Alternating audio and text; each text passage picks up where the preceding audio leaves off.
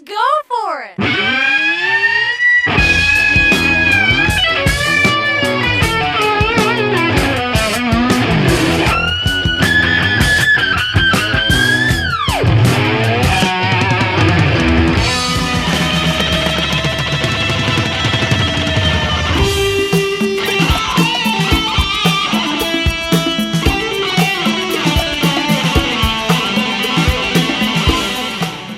Hey everybody, it's me, your buddy Dave here, for the host at The Dark Stuff. Thanks a lot for checking out this video.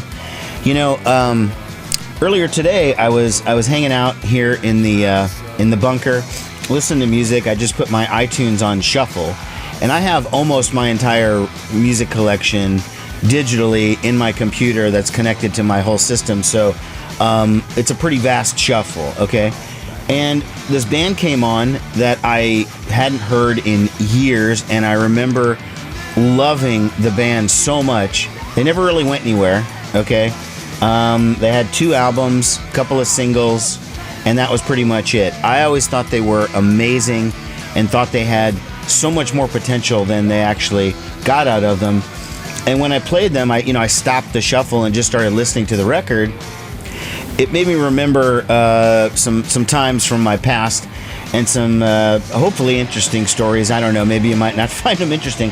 I found it interesting just kind of reminiscing the details that I could remember, because it has been a long time.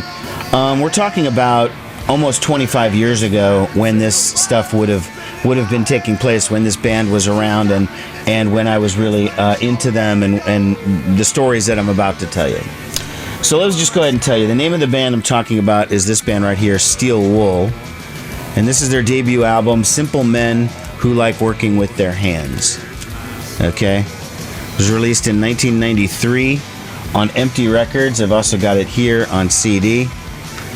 It does have a bonus track on the CD, an instrumental cut that's not on the vinyl.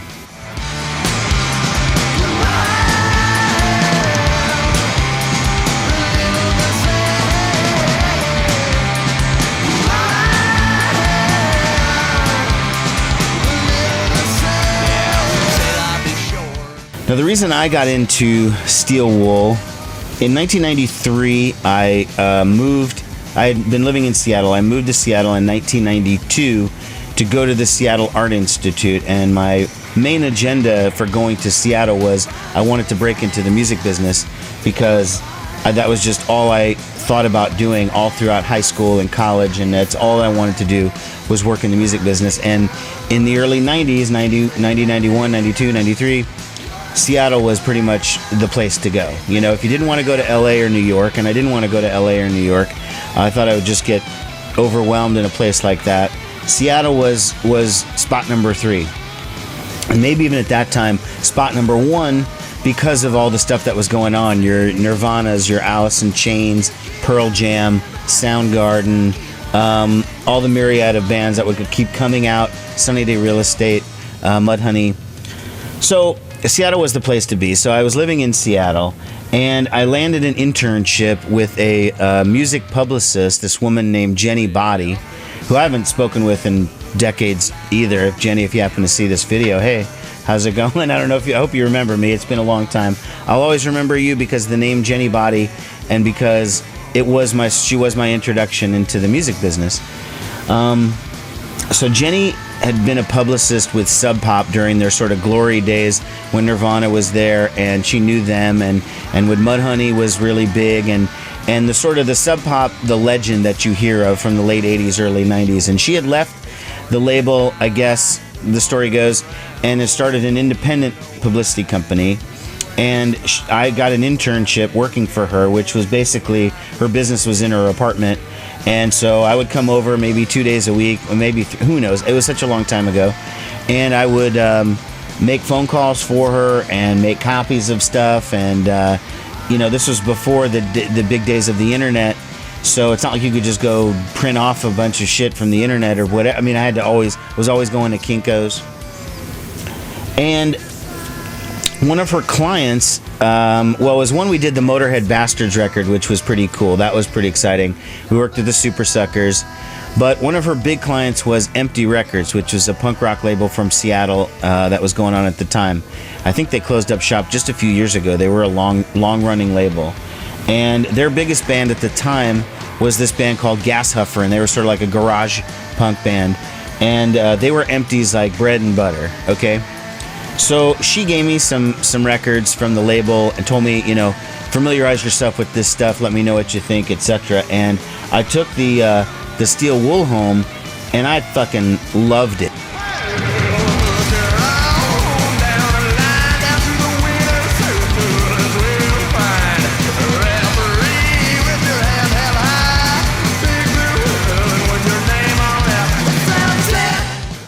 I mean, loved it. I thought it was amazing. And so when I came back and I told her that I loved Steel Wool, I became the Steel Wool guy, right? So my job was working on something for Steel Wool. I don't remember exactly what I did. Helped write a bio or something, or some PR material, or what have you.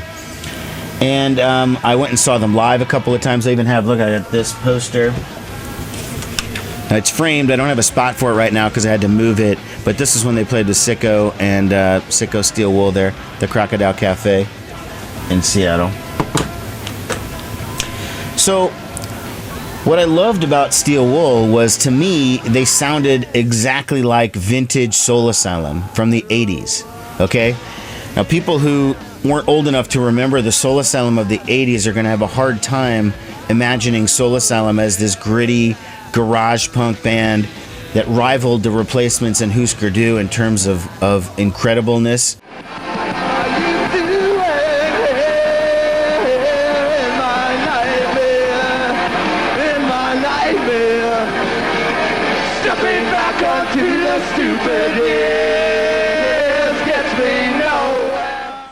Because most people are familiar with them, starting with that stupid song Runaway Train.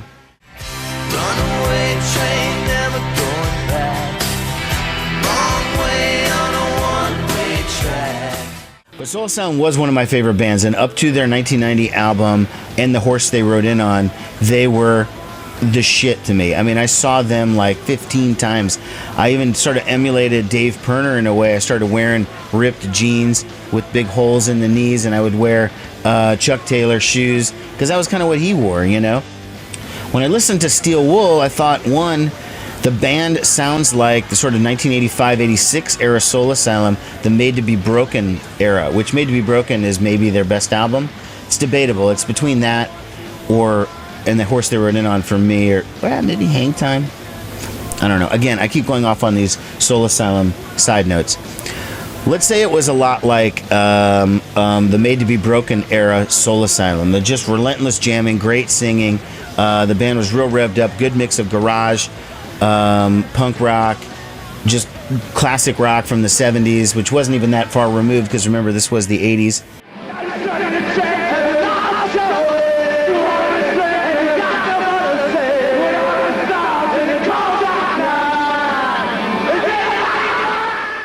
That's what Soul Asylum was to me, and that's what Steel Wool represented when I first heard them. I thought, these guys are fucking fantastic. And a lot like the songs that came out on the While You're Out album, which was the next Soul Asylum album, like Freak.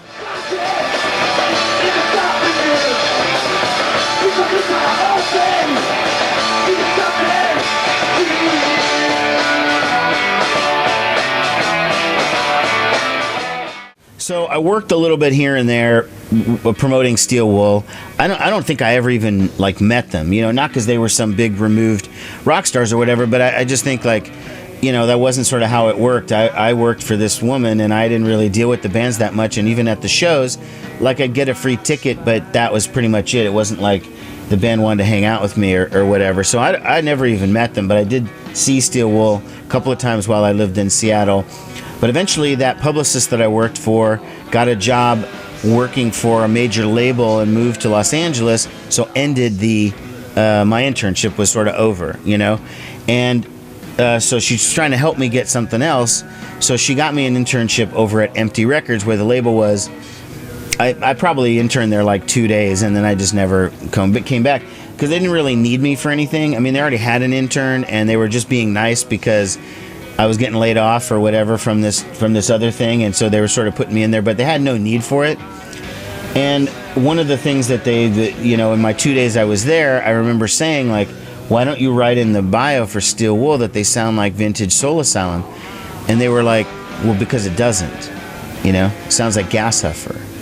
Because remember, Gas Huffer was their big band, and that's what people who liked that label liked, Gas Huffer, and so they were like, it sounds like Gas Huffer. And since Soul Asylum was considered kind of cheesy and mainstream at that point, they didn't want me saying that. That's my only real memory of my time at Empty Records. It was very, very short. Well, after this Steel Wool record came out and was out, it didn't, break the sales charts or anything, or didn't put them on the map musically. They did have this other single here. Sorry, this is called Ian. Okay, and then this is another one. This is on the Bag of Hammers label of Devil's Night from Steel Wool.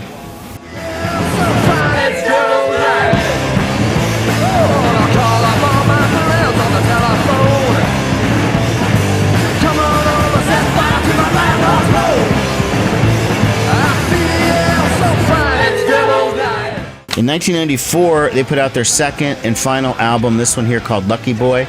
I don't have it on vinyl.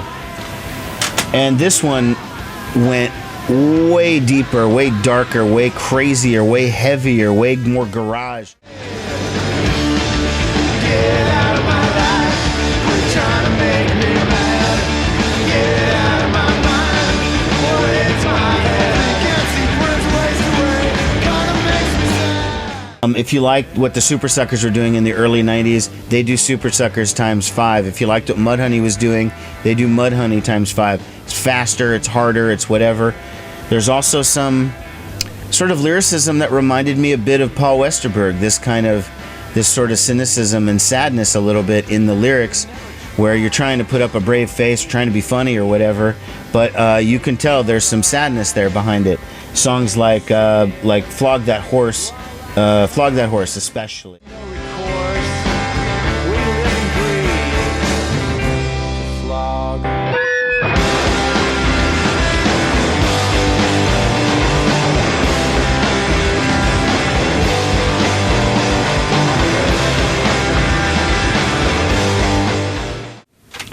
Anyways, the band was produced by a very young producer named Phil Eck, and I'm turning on my computer monitor so I can look at his career.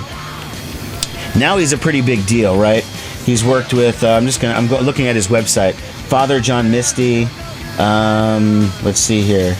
He's worked with there's another Father John Misty, the Walkmen, Fleet Foxes. He's produced Band of Horses records. He's done a number of Built to Spill albums, Animal Kingdom. There's some more Fleet Foxes, Big Business, The Shins, Wincing the Night Away. He's the producer on that record. He's a much bigger deal now than he was at the time. He was pretty unknown at that particular point. But he produced both of their albums, and it's strange because the first album is a little bit more polished, a little more produced, and the second album is just super raw and crazy.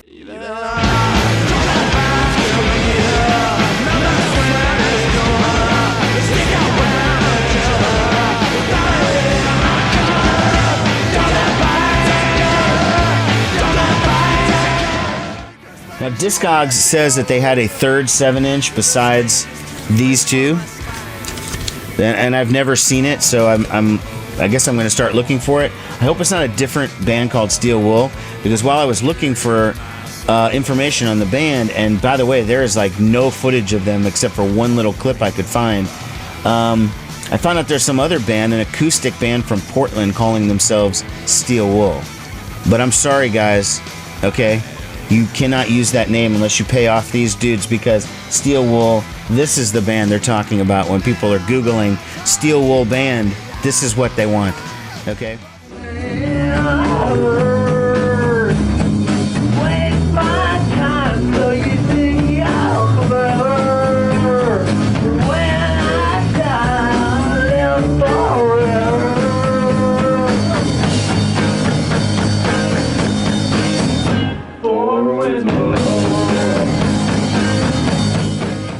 Now, in 1994, like I alluded to, I started my own record label. I've made a couple of videos talking about it a few years ago.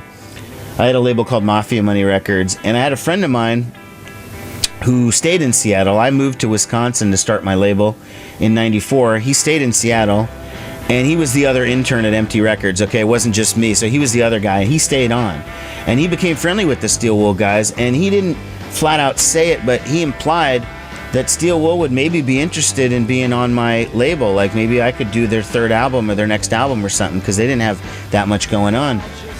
And I really loved Steel Wool, and I was sort of interested, but I was a nobody. I mean, I had barely done anything. I had just putting out my very first 7-inch. So I didn't feel like I had any clout. I felt Steel Wool was like this big deal, like to me, because I liked them so much. I was like, oh, these guys are so fucking cool.